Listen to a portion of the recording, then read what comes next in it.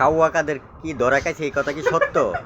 দর্শক, আপনারা দেখতেই পাচ্ছেন ওবায়দুল কাদেরকে কিন্তু এইমাত্র আটক করা হয়েছে। তিনি এতদিন রাজধানীর বাড্ডার এক আত্মীয়ের বাসায় কিন্তু এতদিন লুকিয়ে ছিলেন, আমরা যতদূর জানতে পেরেছি। এছাড়া আমরা জানতে পেরেছি আসলে তিনি কিভাবে আটক হলেন বা তার খোঁজ কিভাবে পেল আসলে জনতা। ওই বাসার এক লোক ছাত্রদের কাছে ওবায়দুল কাদেরের তথ্য দেয়। ছাত্ররা বিশ্বাস না করলে তখন গোপনে ভিডিও করে ওবায়দুল কাদেরের ভিডিও পাঠান ছাত্রদের কাছে, এবং তার কিছুক্ষণ পরেই ছাত্র জনতা একে একে ঘিরে ধরে ওই বাসভবন। এরপর তাকে ইট পাটকেল ছোড়া হয়।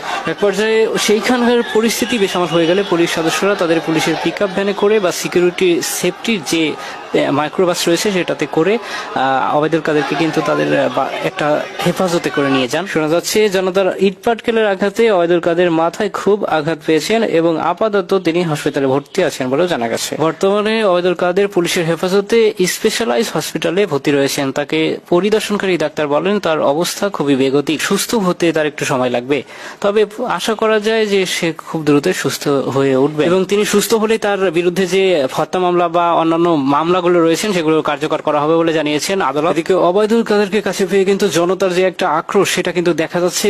দর্শক, দেখতেই পাচ্ছেন যে জনতার এতটা আক্রোশ। এই 17 বছরে ওবায়দুল কাদের তথা শেখ হাসিনা সরকার যে বাঙালিকে কতটা নিষ্পেষিত করেছে, নির্মমভাবে অত্যাচার করেছে, জুলুম করেছে, তার যে একটা প্রতিশোধ, সেই প্রতিশোধের প্রতিফলন কিন্তু আমরা এখন দেখতে পাচ্ছি। সেখানে উপস্থিত প্রত্যেকটা মানুষ, প্রত্যেকটা জনগণ, আইনজীবী হোক, সাধারণ মানুষ হোক বা যেই হোক না কেন, সবার কিন্তু একটাই আক্রোশ।